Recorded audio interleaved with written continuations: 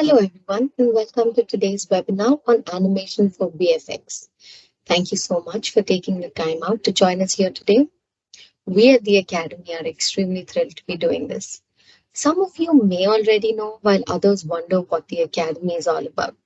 To give you a very brief idea, it is an initiative taken by Technicolor Creative Studios, where we provide artists an opportunity to dive deeper into VFX and animation at no cost, while also familiarizing them with what a fast-paced workspace would be like. Now, something I believe you'll be amused to know is that the Academy isn't specific to just one location or discipline, but multiple and all around the world. And these classes or sessions for each discipline are led by some of the most experienced in the industry. Through the 4 to 14-week programs, the artists are given assignments and constant feedbacks through live virtual classes. Now, that was just a brief on how the Academy works and what it has to offer. But I wholeheartedly welcome you to this session that will give you a thorough understanding of the process involved in applying to the Academy for anyone who is interested. And at the same time, for all you animators out there, we have a very informative bit coming up. For those of you just joining us, welcome. My name is Nikita Lobo, and I'm a global training coordinator at Technicolor Creative Studios Academy. I will be your host for today's webinar. As I mentioned, for the animators, we have a very special bit coming up. And for this, it gives me immense pleasure to introduce you to our first speaker for today's event, Sreejit Sreedharan, who has 15 years prior experience in the VFX industry and has trained over 100 students so far. He is easily one of the best in the industry. So if you're a student in animation or are already working as an animator, the next time you need it, you'll be a lot more confident and in the game. Over to Sreejit now to take you through the animation process.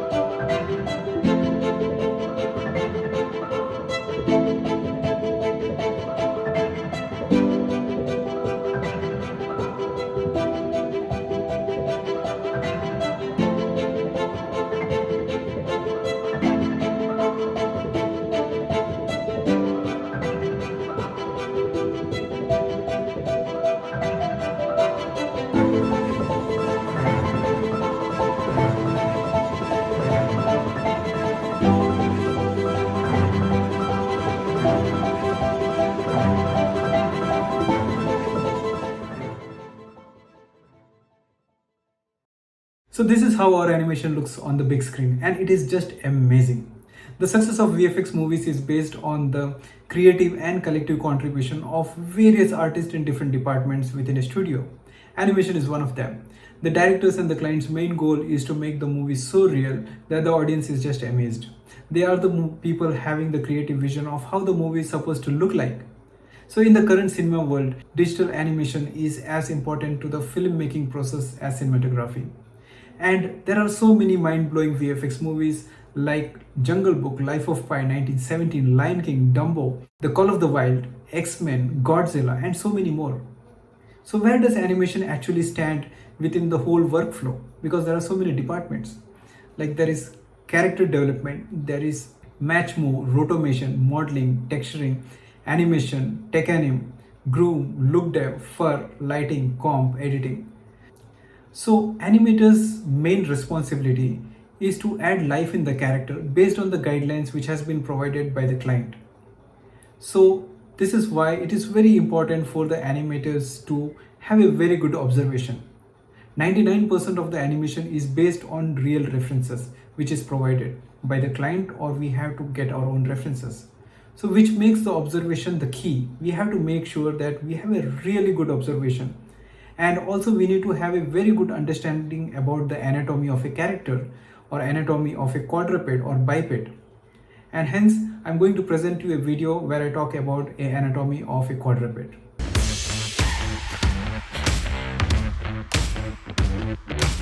So here are a few references. One is of this cub who is walking, and another reference of this tiger who is going on the rock and sniffing something, and then another reference of a tiger who is walking maybe in a zoo, and one tiger coming down from a branch of a tree, one tiger going upwards and jumping on the branch. So let's do a study of this cute little cub. So studying references is basically to understanding the shapes. So understanding what the head is, so you can draw the head just to get a feeling of it, the body, the arms. Although it is a very difficult pose to understand, it is always better to understand the shapes. So you can see this is a shape for the cub who is walking ahead from a front angle.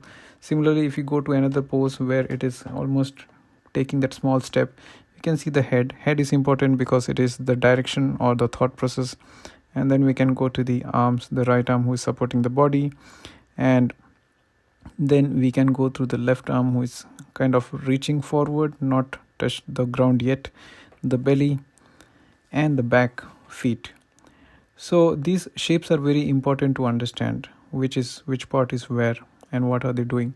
Similarly, here for a fully grown up tiger, we can see when it jumps on the rock, how the balance changes, how the body shape changes. So this body shape, this spine line is very important, which goes through the hips, chest and the head. Head is again important because it shows the direction and the thought process of the tiger. Then we go to the support system, which is the arms and the legs. So you can see how the leg supports, how the leg is trying to come forward and balance, and also what kind of squash and stretch happening in the body. Arm shapes are also very important to understand the shape, because that is how we can create a pose. Similarly, when you go and look for a tiger who is walking around, you can see the shape, how the arms are there, what is the shape of the arms, and what kind of contact it has, how much the arms are stretched backwards, about the right arm kind of reaching forward, and about the face or the head, where the head is, whether it is relaxed, whether it is nervous, and the body line. And you can see that the front arms is kind of a passing pose, and you can see the back feet are like a passing pose. Back feet is passing pose, and the front arms are kind of a extreme pose, where they are both the arms are contacted the ground, like this. Similarly here, this is a complicated one because the reference we're looking at is from a different angle. So here also it's better to draw some shapes to understand what comes where. So we see the head, which is very much focused, and we see the arms that is kind of trying to reach forward, and then we go through the belly, we having that kind of shape.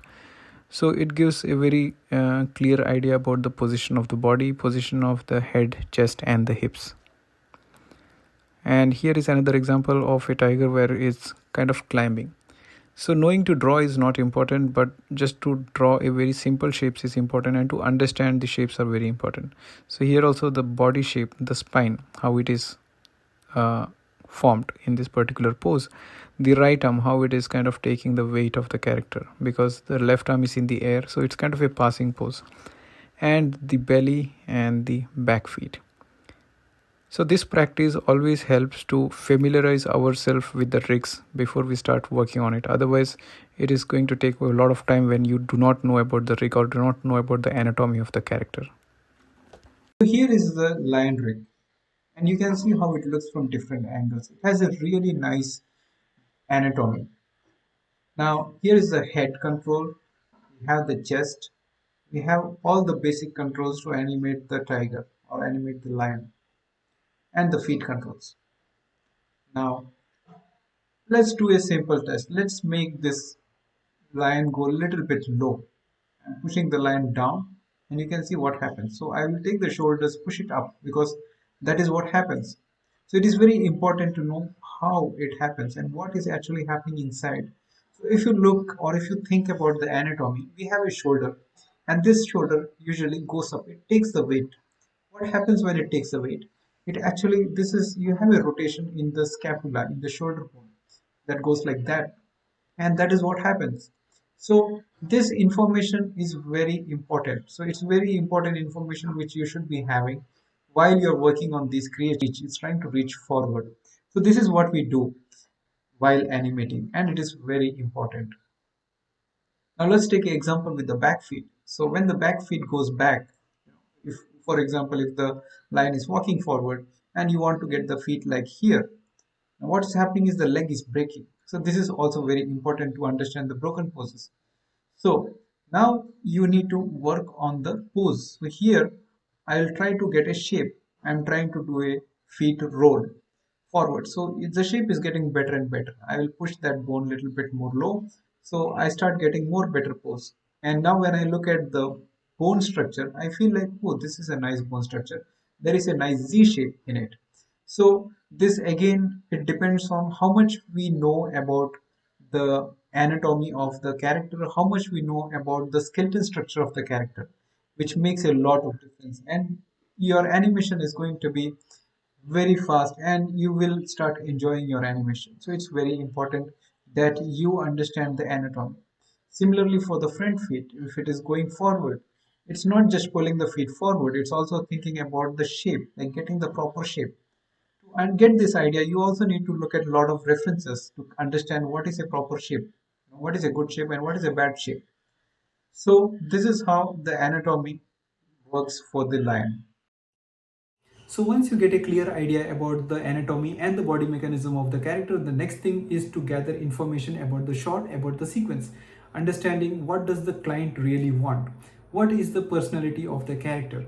And this leads to the next point, which is references, because since we have to make a realistic animation, we need references, we need to gather references. So the next video is to understand how do you take a references and what do you look for within a reference. Here it is. Now here is a reference from two different angles. You can see on the left it is the front and on the right it is the side angle. So let's consider that the front is the main camera. Now considering that, what I'm trying to do is I'm just drawing out some of the poses, like the contact poses for example. So it's contacting the right foot also on the step, so it is the contact pose. And you can see how the pose looks so different from different angles. So the important thing here is where is the COG, where is the center of gravity of this particular character. So every pose, every step, the body changes, the movement of the body changes. Pose is obviously something which we can see in the main camera, but we need this extra information that you see on the right camera, on the side camera. We also call it as a witness camera. I'm just trying to draw poses for the keyframes where it is contacting the step and where it is kind of a passing pose. So you can see the outline. So whatever outline you see, that is something that we need to match. And what you see on the right is something which we need to understand, like the balance. So the balance is very important when we animate or when we work on references. So it is a good practice to study your reference before you start to animate, like drawing the poses and understanding what are the key poses, what are the passing poses, what are the important poses which define weight of the character. That will definitely help you when you animate your shot. And now, once you have these poses, let me do one more pose. So here also you can see it's an interesting pose, but if we have only one reference from a front angle, we don't know how exactly it looks like. So additional references is always very helpful. Once I have these poses, I'll just try to play and see how it looks. So you can see when I play these poses, it reads very well. Now, for example, here this is also very interesting because here we can see where is the weight going, where is the COG going. This person is about to sit on the chair, so this is the pose that we see. We can create this pose, but we need to understand where is the COG. So you can see the COG is almost going towards the seat. It's about to sit on that particular seat. So COG is moving on the other side. And when you go forward, you see that it's already set. So now the pose is different. Now the COG is different. The pose is altogether different. Now, once you have this proper outline or proper match with the character, then you can try to go from pose to pose. So once this pose is achieved from both the angles, now you can switch between two poses and you can see how the poses is changing. So that is very logical. So this is what we have to do when we work with references. We are now heading towards our trivia round, and the one who gets most of the answers right get a chance to win some amazing Academy merchandise. So time for our first question is, what is the full form of CGI? Here is the second question. The Oscar nominated animated movie Avatar used the animated techniques of, here are the options: stop motion, CGI, cell animation, and rotoscoping. And here is the last question. Which space movie includes a sneaker as a substitute for rocket ship? I'll repeat. Which space movie includes a sneaker as a substitute for rocket ship? And the options are Forbidden Planets, 2001 A Space Odyssey, Return of the Jedi, and Apollo 13. Thank you, Sreejit, for that wonderful display of art. I don't know about the rest, but I'm stumped with just the talent and effort that goes into putting something like this together. Thanks again. Now, the word talented takes me to our next speaker for the day, Sandeep Sharma, who is our head of Academy and has joined us here to discuss and elaborate on what the Academy is all about. More from you now, Sandeep.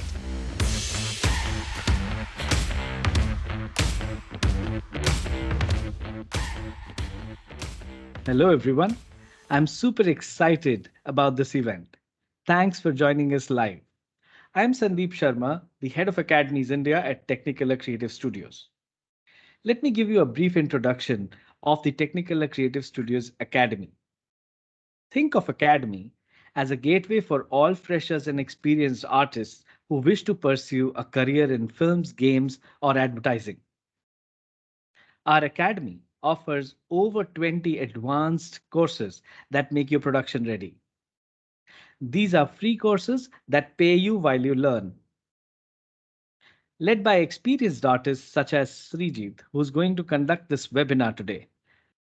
And these can be attended from anywhere through the power of internet. Hundreds of students and artists such as you have already joined the academy and have made a super successful career at Technicolor Creative Studios. We look forward to having you apply for our upcoming academies. The simple process will now be explained by the admissions department. If you have any further queries, feel free to reach out to us through the details on the screen. Thank you so much. Hi, my name is Heidi Carde. I'm the Global Head of Admissions for the Technicolor Creative Studios Academy. So I oversee our different admissions teams across the world as they help different candidates applying for academies. We help facilitate their enrollment into our different courses and make sure that everybody's being taken care of. It's important to know that all of our courses have ongoing start dates, so applications stay open and there's no deadline to apply. Keep in mind, however, that it takes about 2 weeks to go through the admissions process. So if you do have a start date in mind that you're interested in, please apply in advance. The next animation courses in the calendar that we're currently setting up for are September 26th, October 10th, and December 5th. These can change a little bit, they vary, but we will be holding, ongoing animation academies in September, October, and later on in the year. So first, you'll need to apply for the academy of your choice. You can apply directly via our website, tcstalent.com, or by going, through LinkedIn postings or the jobs boards in LinkedIn. So you can go directly to our site and into the academy section and visit our courses. So to apply via the website, you'll need to select the discipline that you're interested in, as well as the location that you want to be considered for a position afterwards. So although the academy is conducted virtually, you will need to be eligible to work in the location that you have selected. Once you click on the apply button, it will bring you to a platform called Smart Recruiters. So this is where the admissions team and recruitment team, they use this platform to communicate with you and review your application. If your LinkedIn is up to date, and I strongly recommend that you have it updated at all times, you can use the Easy Apply feature that will auto-populate the different sections with your work experience and schooling, and you can also fill it in manually if you prefer. We will also ask you for your demo reel and your resume. So please make sure that you include these with your application. If your application isn't complete, your chances will be affected. So while applying, you will have some screening questions as well to fill out, such as your earliest start date, your citizenship, your work status, if you've worked at Technicolor Creative Studios before. These are really important for you to fill out because they allow the admissions team to better assess your application. As we have ongoing start dates for each course, there's no deadline to apply, and we will reach out to you when we begin screening for the next open start date. So what to include in your demo reel? So your demo reel should demonstrate your skills in the department that you're applying for.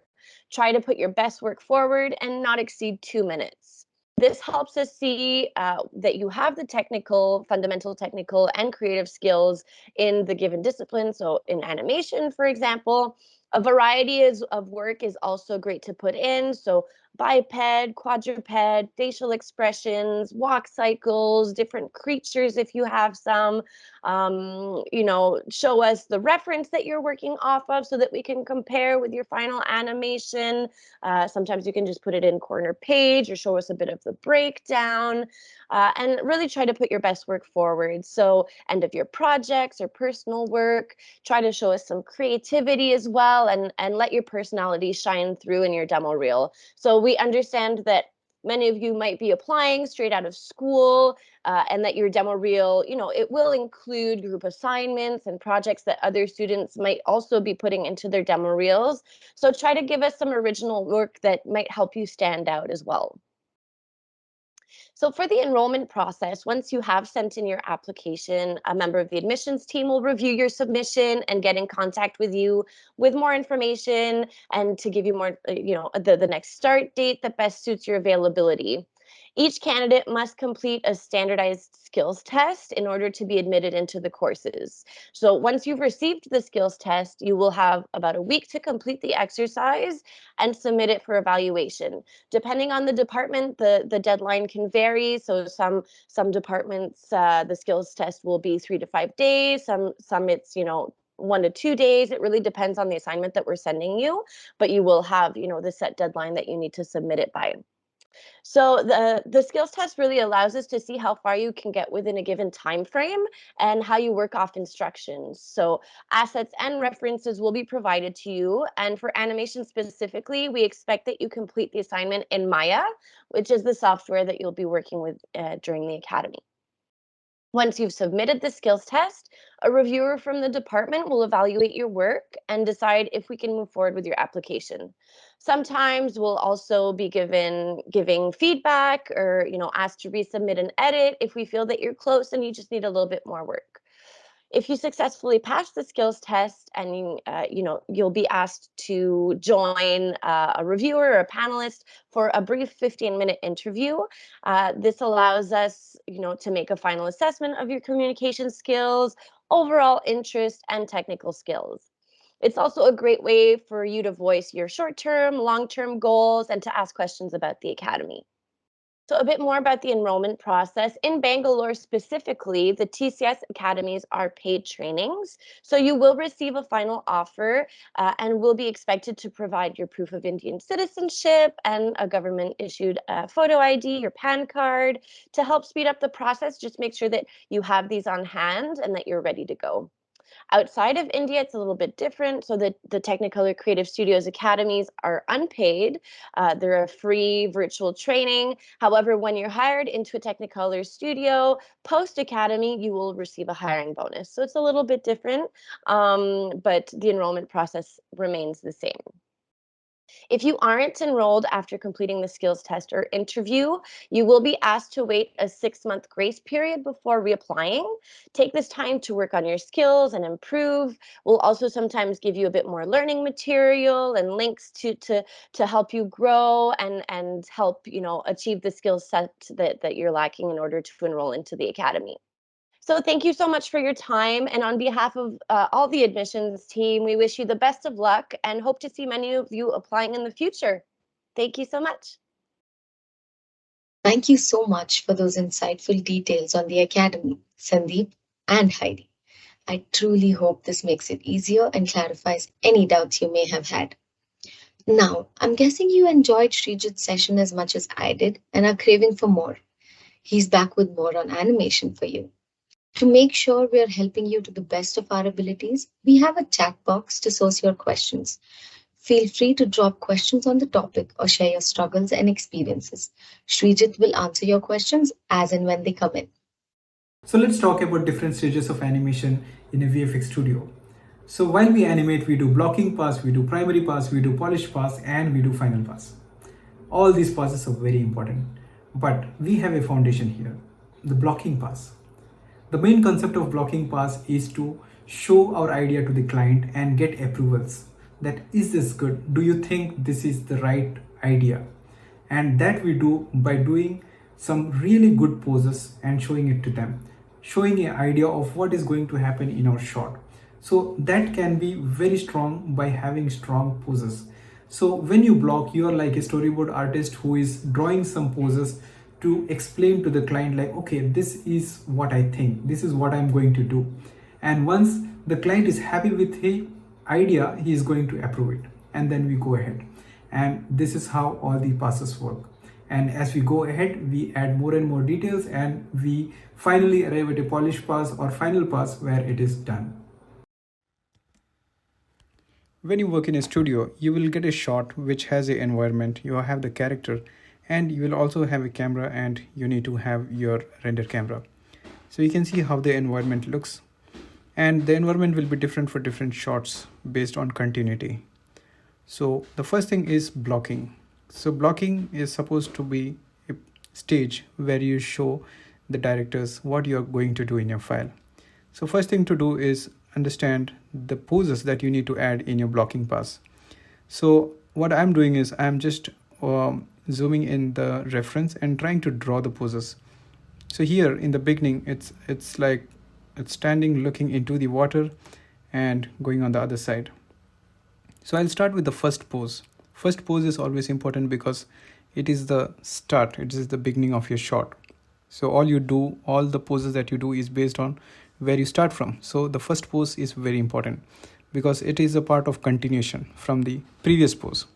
So here what I'm doing is I'm just drawing this pose in such a way just to understand what is the pose, where is this tiger looking at, what is it trying to do.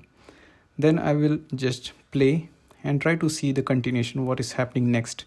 So next here is where the tiger goes ahead. So I will put a key before it takes that left arm so that it gives clear idea that what is going to happen next. So I'll just draw the head. So head is important because it shows the direction of where the character is looking at and also the thought process, like what the character is thinking or what is he about to do. For quadrupeds, the head is something which does the lead. It leads the entire body. So the understanding where the head is looking at, what the head is doing, is very important. So then I go to my next pose. So next pose, I will put it in a place where it is kind of a in between pose, where the body, where the chest is in between. It is, the weight is being taken on the right arm and the left arm is in the air.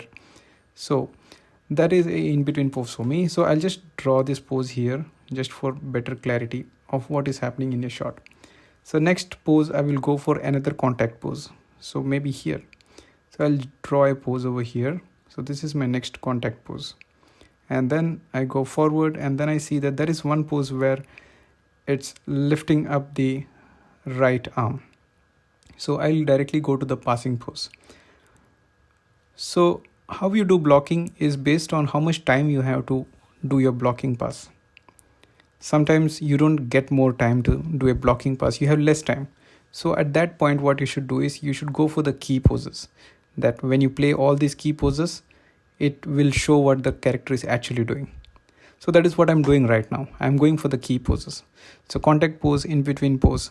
And this is also applicable for the back legs. So right now I'm just looking at the front arms, how it is hitting, and drawing these poses. So once you draw your poses like this, or once you figure out your poses for the arms and for the legs, then you will get a bunch of poses in the entire shot where you can do a play blast in a step mode and you can see what is happening in your animation. So this is very important stage, because this is how you communicate with the client, communicate with the directors, that what are you going to do.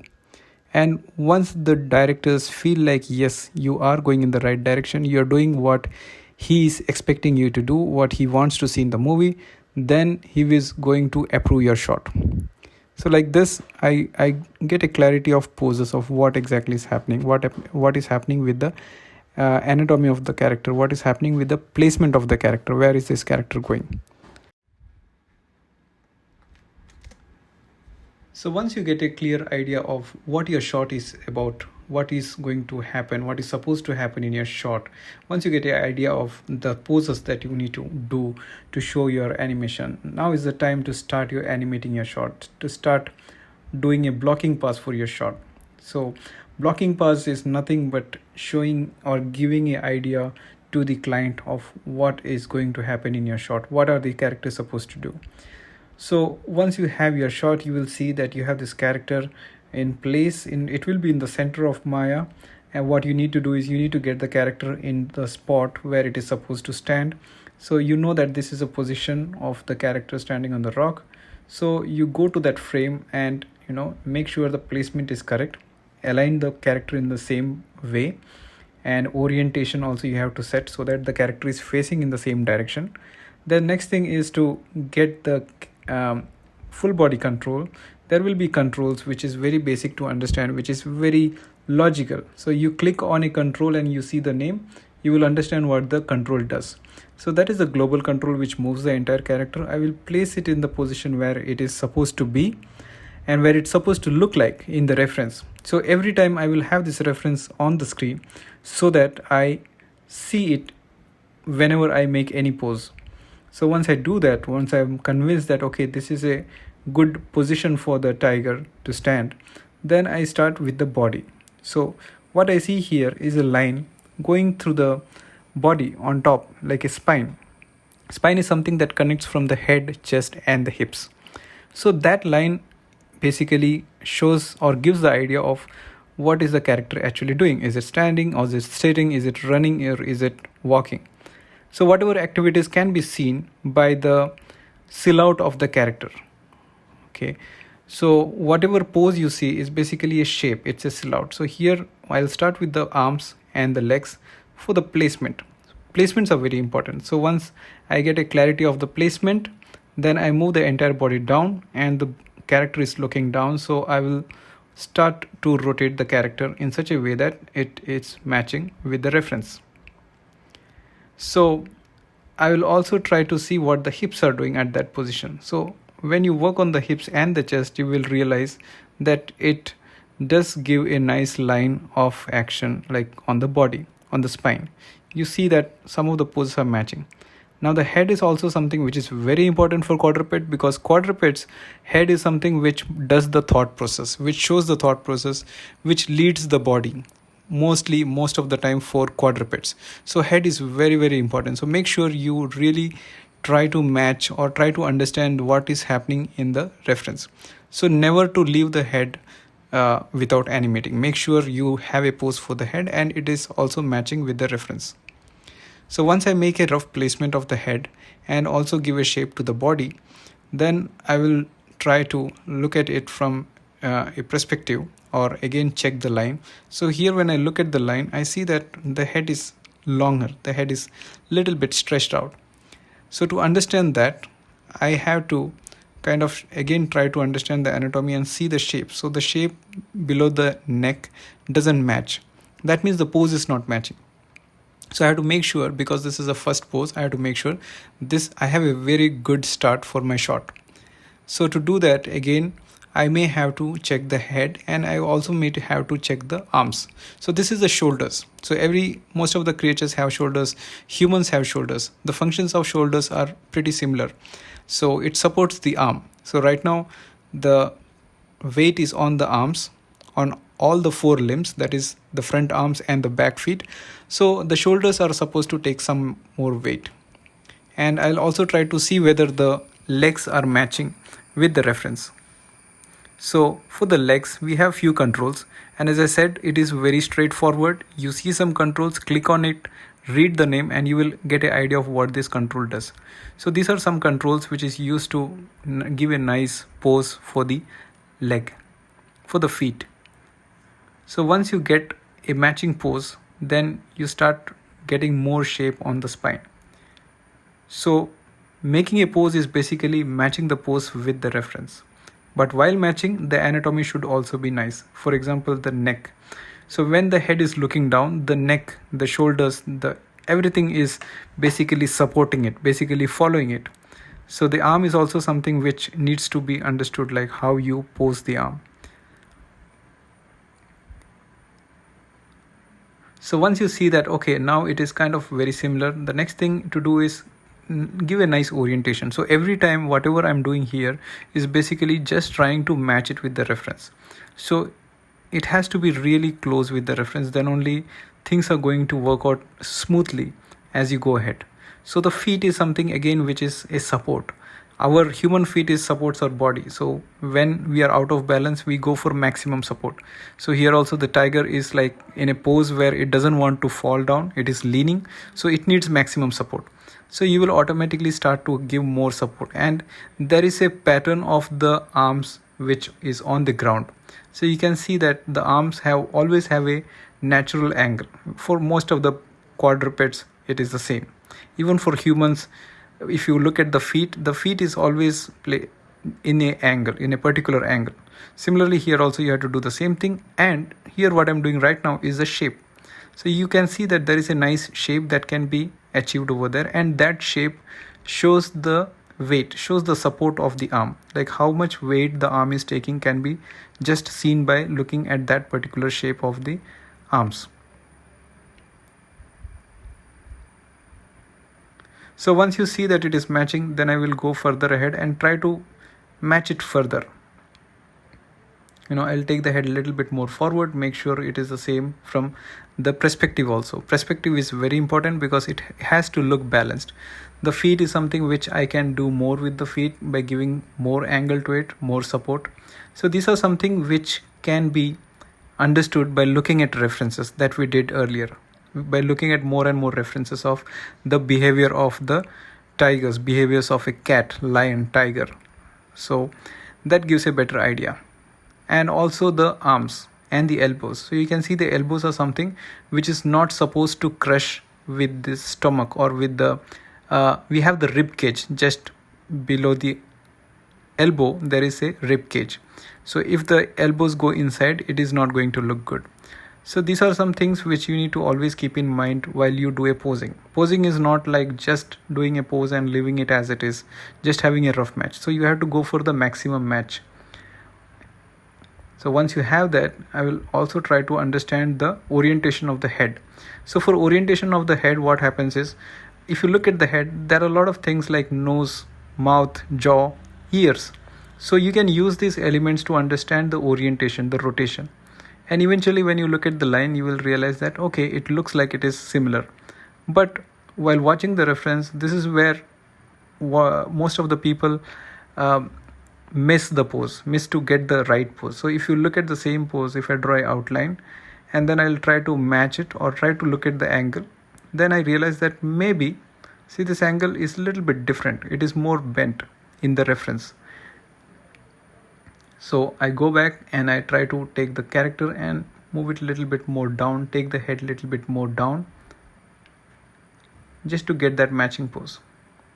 So you can see a difference between the outline that I have drawn and the pose that I have. So again, I will try to go close with it. So this is one of the ideal way of creating a pose which matches the reference. So there is a lot of things that should be going behind your mind in calculating the pose, in matching the pose with the reference.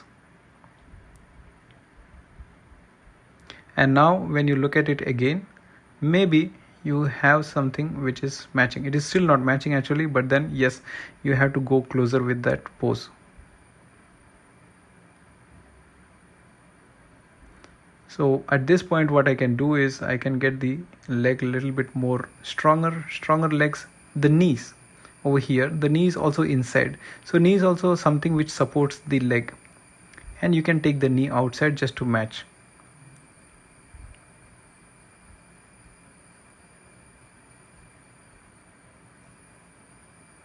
So once that is done,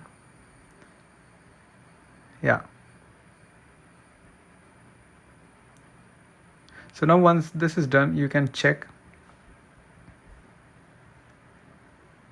You have to also make your scene very clear so that it is not distracting. There should not be any distraction. Keep your scene very clean so that your focus will be just on the character.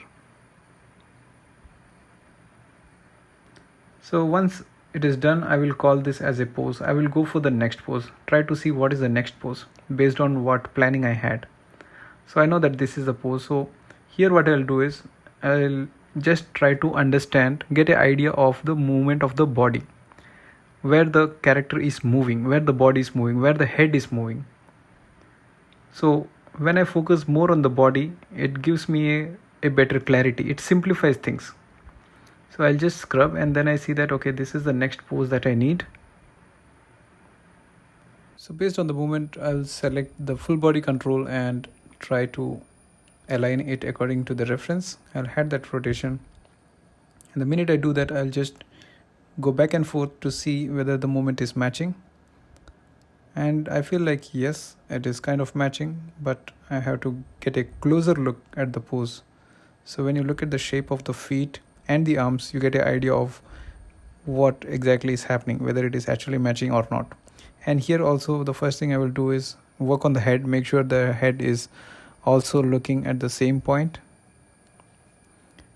And once you get the idea, then you need to also check from the perspective, because the perspective is very important. So basically you have to understand what is happening here. It's the river and the tiger is looking into the river. There is something within the water. So according to that, I'll just try to place it in that manner that it is leaning forward and it's also looking below in the water. So go with the perspective and try to fix the position, try to have a good balance. So once I have the balance, I see that there are legs looks like a little bit broken. I can see the knees are inside, so I'll go for maximum support.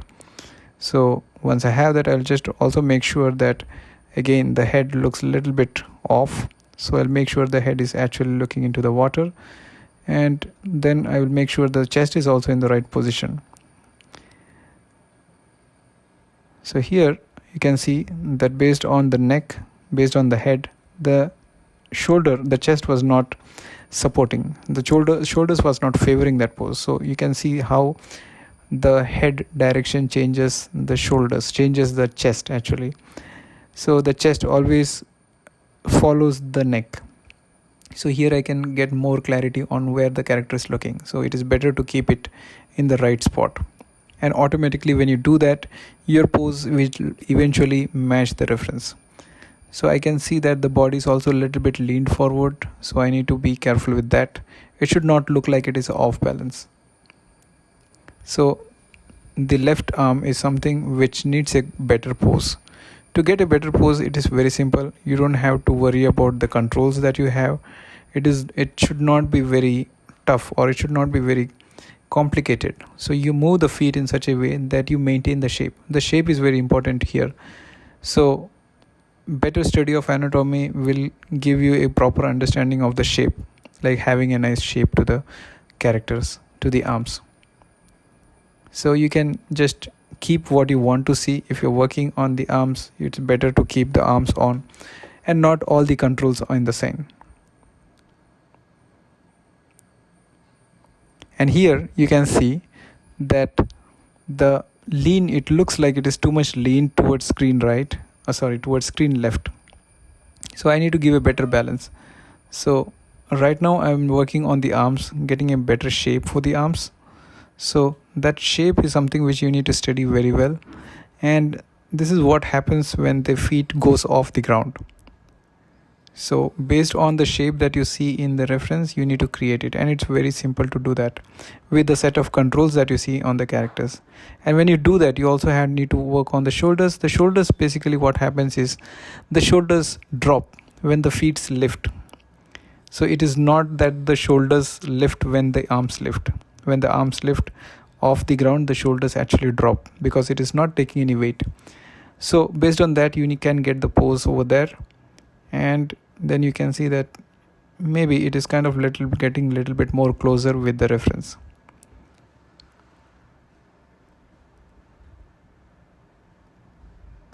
So the more you work with the poses, the more detailed poses you create, the more easier or more better it is for the spline pass when you spline your animation. So here the hips is also something which needs a better position, better balance. So you can see that the hip was not in a better position, so that's why I'm just trying to move it. And then I look at the next pose where it is moving ahead, kind of a passing pose. So for this pose also I need to understand the position of the body, what is happening with the body, the movement of the body. So it's a very small change. It's the arms, the left arm is going forward. There is movement in the body also, but not the entire body is moving. So I will have that orientation in the body just to match it.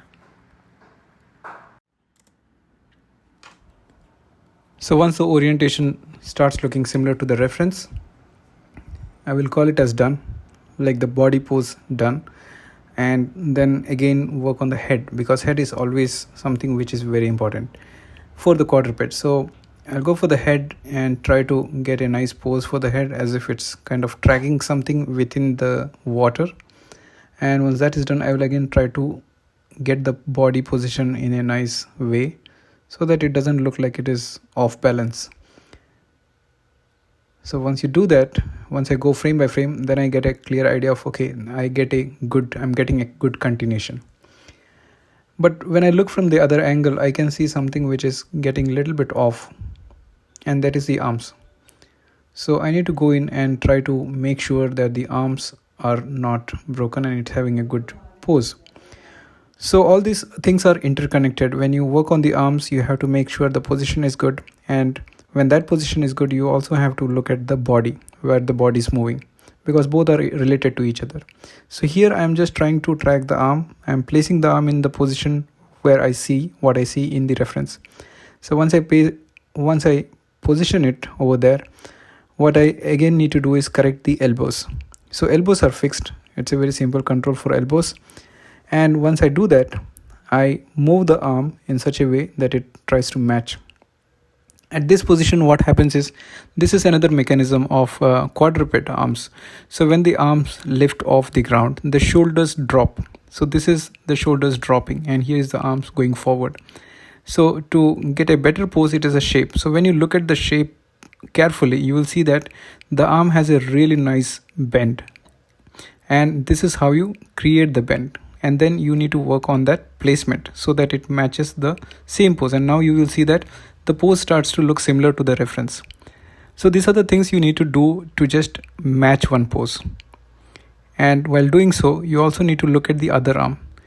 The parts of the body that we do not see in our shot, which is on the other side of the character, is also very important, because we cannot do any kind of major cheat in while working on animation, especially when we are working in a workflow, when we are working in a pipeline.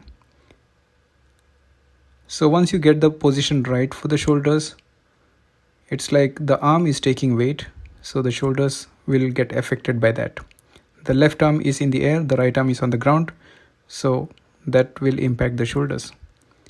And now I will again go back to the full body control. I'm playing between two frames to see the body position, and I can align the body further. And then I realize that there is a major turn in the body. And you can see that it is going a little bit upwards. So I will try to match the body according to that.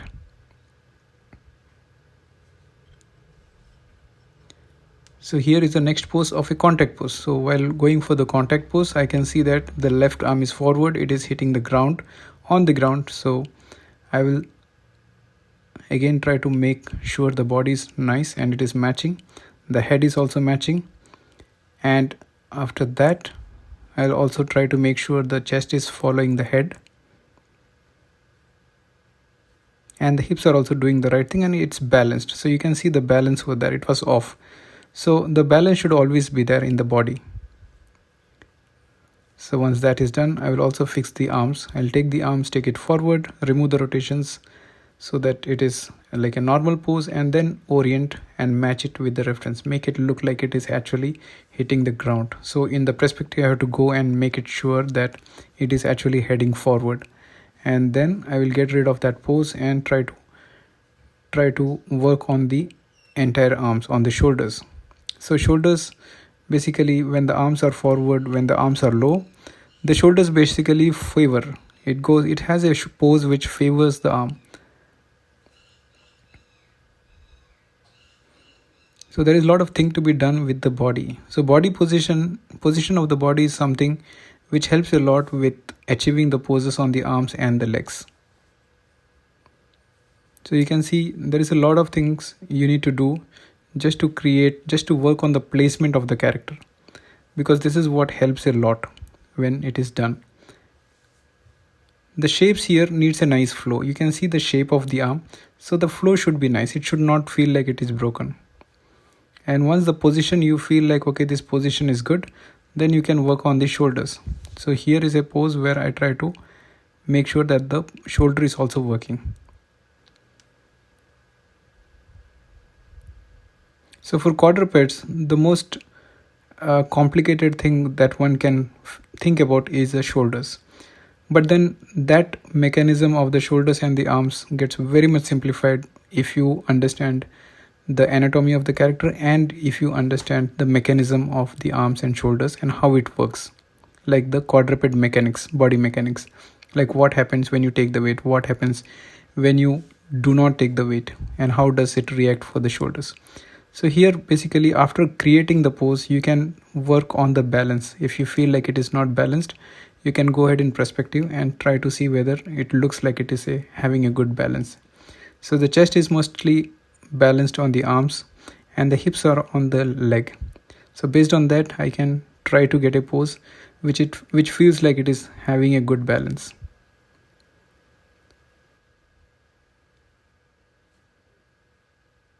So as I go ahead and try to make more corrections, more refinements, I get a better body shape. The body shapes become better and it makes more sense of what animation is happening. So if I go back and forth on the other keys, I will feel like it is making more sense. And here the legs. So whatever pose you do, there is always corrections, always changes to be done in the arms and the feet, in the elbows and the knees.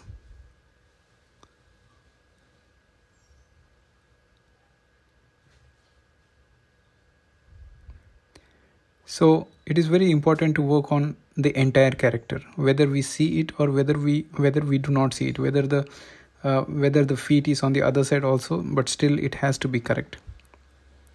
Because after animation, once the animation is approved, it goes to another department where they work on the skin and the muscles, and if the animation is not working properly, then it is definitely going to affect the skin and the muscles, and it will be seen, and it will be a kickback. The shot is going to come back to us saying that this animation is not correct, we had to fix it. And now when you go from one pose to another pose, you start feeling the continuity, you start seeing that okay, this is looking similar to the reference, and then you can make major changes like placement of the characters if it is needed. So this is how you go ahead with blocking your shot. Now once you have blocked your shot, and when you play it in the step mode, you can see the frame, and that is a good idea to keep it in the step mode if you do not have too many keys.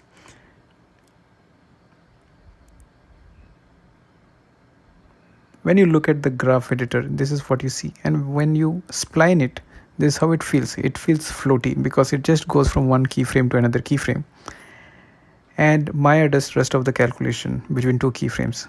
So you can see that the left feet is kind of taking off, which is not happening in the reference. So here you need to go ahead and make sure it doesn't move, and this is where you realize that you need more information. You need to work on the timing of when the arms are on the ground, when it is taking off. That is where you figure out that you have a lot of more keys to add in your blocking pass to make it look really good, and the client will be really happy to see that the mechanics are working and it looks real. So you need to work on the timing, make sure that the feet doesn't move where it is not supposed to, based on the reference. Similar thing with the right arm. You can see how the right arm is moving because we don't have any key over there. That is where we need to add more keys. That is where we need to figure out like what are the keys, what are the important keys when you are blocking your shot. So here you go ahead and you can try to make the shape match with the reference, make it look like it is matching very closely with the timing of the reference. So wherever it is, here also it is not moved from the place, so I'll go ahead and make sure I'll copy that pose and paste it back and make sure that the feet stays on the ground till that frame. So after I make it stay there, then it is about the pose. So sometimes, or most of the time, whenever you work on the feet, you have to think about everything: position of the feet, what is happening with the body, where is the chest, what is happening with the shoulders. And finally, when everything is in the correct position, that is when you get a chance to work on the pose or work on the shape of the arms or shape of the fingers. So this is where you start working on getting the proper shape which matches with the reference. So here you can play with the pose of the arm, make it look correct and also match with the reference. And once that is done, you can go ahead and check for the next keyframe, making it look similar to it. So here you can see that here it is kind of starting to look similar and the shape is also matching. So shape continuity is very important with shapes. If there is no continuity, it will start looking like it is breaking. So you can use those controls to get a nice flow in that shape. And this is what you do when you are in a blocking stage, adding more poses to make it look better. So once you start adding more details in your blocking pass, when you play your shot, you will feel like it's actually matching with the reference. But that is not enough. We have to make sure that the body has a good flow of movement. So when you look from a top angle, you will start seeing a nice flow in the character. To understand it better, you can draw some lines for the spine. So usually for the quadruped, they usually form a really nice arc in the spine with whatever movement they do. They usually do not have any sharp arcs. They do not have any sharp lines in the spine. The spine is something which connects the head, chest and the hips. So here when I draw the line, you will see it's giving a nice shape to it. So every frame it looks like there is a nice shape. So that means it is working. It's going in the right direction. So once you have drawn all these lines, you can just go from one pose to another pose to see whether the flow is right. And if it is not right, that means you need to go back to that particular pose and look for continuity, making sure it is good. So here you can see this line, the flow is really nice. So that means it's in a good shape. Now once that is happening, if you find a arc which is very sharp, that means you need to work on that pose. Now to study about further about the movement of the head, you need to start using motion trail. This is something which is just a representation of your animation, where you can see the arc. So you can see the arc in the render camera, the main camera, and you can figure out how is the movement of the character. So in the graph editor, again, the graph editor is something which is just a representation of your animation. So it is not going to help you creatively, but it is definitely going to help you to understand your animation or understand your poses. Creativity depends on what you do on the screen, the poses that you create on the screen. So whenever you use graph editor, make sure you are looking at your viewport also. So here you can see the arc in the head, how it is moving. So there may be some places where you find movements which are very straight, where you don't have any arcs, which you can clean it up. And similarly, you can create arc for the chest to see how it is moving. So you can see that the chest has a nice flow, but you have to make sure that it has a nice weight in it. So weight shift is something which we need to think about when we animate quadrupeds, other than matching with the reference. So you can see here at some area, it feels like it is supposed to take weight when it is going on to the other feet. And this information is basically coming from the reference.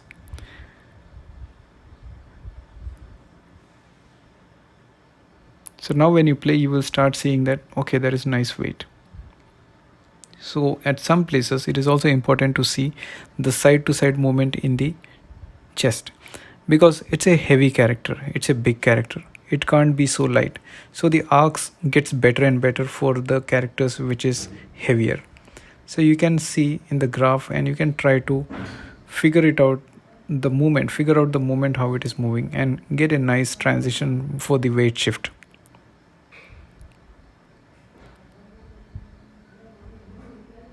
So you can see as I am cleaning the arcs, the weight shifts get better, the movements get better. And same thing can be done on the hips. So you can put a motion trail to see the arc, see the movement of the hips, and try to make it correct.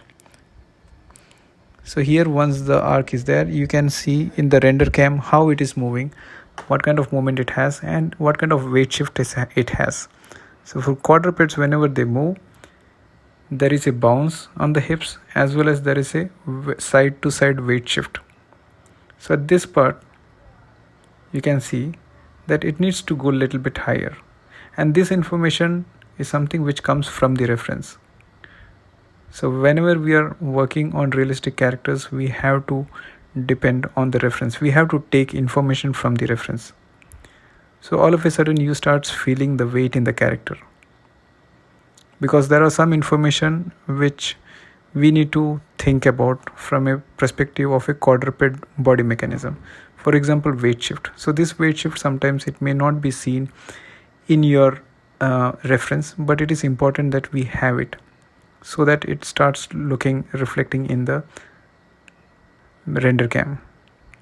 So here you see that there is a weight shift that is needed, which was not there, but still it was looking okay. But in production, in a VFX pipeline, it is very important that we work on it,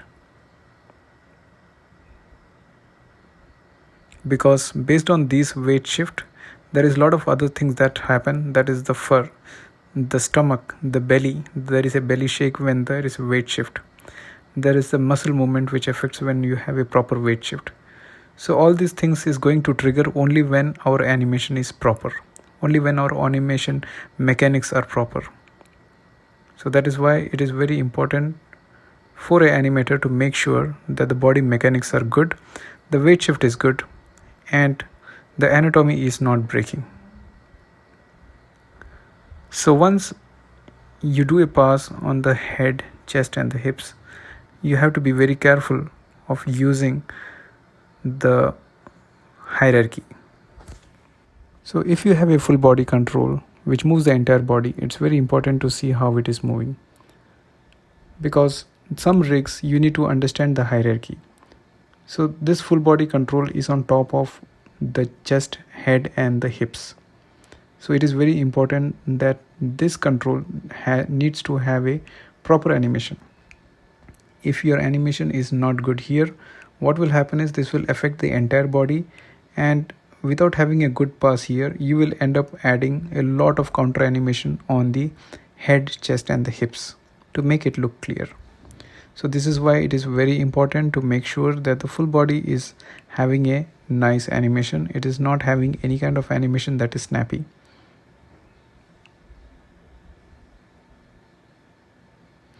And after that, we can go to the arms and the feet to check whether the arc in those are good or not. So this is the same thing where you try to put on a motion path and then see whether the motion path is good, whether the path in which the arms are going is good or not. And at this point, I also realize that you need to also work on the shoulders for the body mechanism. So once your arc is there, you can see how the arm is going, and the arc is also okay. But here at this point, you can see how it feels like it is sliding. That means there is some issue over here. So you have to go in and make sure that the movement of the arms are proper. It should not feel like a slide. So these are the places where we need to start thinking about body mechanism. And all this information is basically there in the reference. So if we watch the reference carefully, we will find all this information. We can do a good pass, a good arc on the arms and the feet. So you can see how this path is moving. So you just need to fix it. So having a good animation is combination of having a good flow of movement as well as matching it with the reference. So you have to make sure you work on the perspective, get a good movement, but at the same time try to match in your render camera also. So these two combination will always give you a very solid blocking pass. And when you start looking at more details about the shoulders, which is something which is very tricky. So when you look at the shoulders, you see that at some places it may look broken, but in your render cam it doesn't look like that. But again, it's important to make it look better. Otherwise, what will happen is this will be a problem for the skinning department. It will be a problem for the muscle department. So this is where you start thinking about the anatomy. So you start to get a pose which supports. Shoulders are there to support the arms. So if the arms are going forward, the shoulders are going to support it by moving forward. So you can see that the shoulder needs a little bit more looseness. And then here is where it's kind of taking weight. You can see that every pose I go, I need to start to show that it is taking weight. So sometimes this may not be seen very clearly in the render cam, but we have to add it. And the moment you start adding it, you will start seeing that the poses are also starting to match automatically. So this is why it is a combination of understanding body mechanism as well as trying to match it with the reference works the best. And once the arms takes off the ground, this is where the shoulders drop. So this is another body mechanism of quadrupeds. So when it takes weight, when the arm takes weight of the body, the shoulder gets reflected. The shoulder mechanisms start to work. And when the arms is off the ground, that is when the shoulders drop. So this combination gives a nice feel. So when you play your animation, you automatically start feeling the weight of the character. And you can see this in the motion path. In the motion path also you can get a feeling of weight, whether the weight is proper or not. So along with the shoulders, it is also important to have a proper weight on the chest. If you don't have a proper weight on the chest, you will not be able to do a nice pass, or you will not get a good range of animation that you can do on the shoulders. So this is again where you need to start thinking about hierarchy. That is why we have to always work in a hierarchy which will always simplify the process of animation. And now you will start seeing that there is a nice feel of the weight when the character turns around and steps on the left arm. Now once you get a good flow, once you start working on the good mechanism of the shoulders and the arms, then it is time to work on the minors, which is the fingers and the toes. The pass on the fingers on the toes is also very straightforward, but you have to look at references to get an idea of that. So whenever the feet hits the ground, the feet first touches the floor. So you can see here that at one position your feet is supposed to go forward and touch. So while doing that, you can make best use of the curls and the splay. So when you go forward, it hits the ground.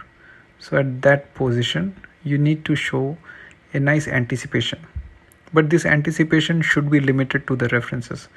That means you have to follow the shape that you see on the references, and those shapes, the more closely you match it, the more better it is. So here I'm just trying to work on the splay. So I'm making that splay looks less because it's not hitting anything, and as soon as it hits, I will start triggering the splay. I'll start making it look bigger so that it's seen clearly. And once it hits the ground, there will be some effect. So whenever you look at any references online or any slow motion video of quadrupeds, you will see that whenever they don't hit the ground, it's very flexible. You won't find any joints in the arms when it is in the air, but the moment it hits on the ground, it has a nice effect on the toes and the fingers, and it also shows that it is taking a good amount of weight. So once you have a proper combination or a proper offset of animation on the fingers or the toes, it will show up a really nice effect. So even if you are looking it from a different angle, it will show a lot of good mechanism that is happening. So this is actually what we do when we polish our pass. So this is something which has to be done towards the end when your shot is almost approved by the client, saying that yes, this is looking good, let's add more details. And that is when the polish pass comes in, where we start adding more details to the characters. So when you play your shot, you will start seeing the mechanics are working very pretty well, as well as it is matching with the reference, and doing a recap of how your blocking pass looked in the beginning. It shows the idea to the client. And when you compare, you will see the difference of the details that you see in both the passes. This is what is sent to the client, and then they approve our shot. Hence, when you have a strong poses in the blocking pass, it becomes much easier to finish with the spline pass, and your shot looks great.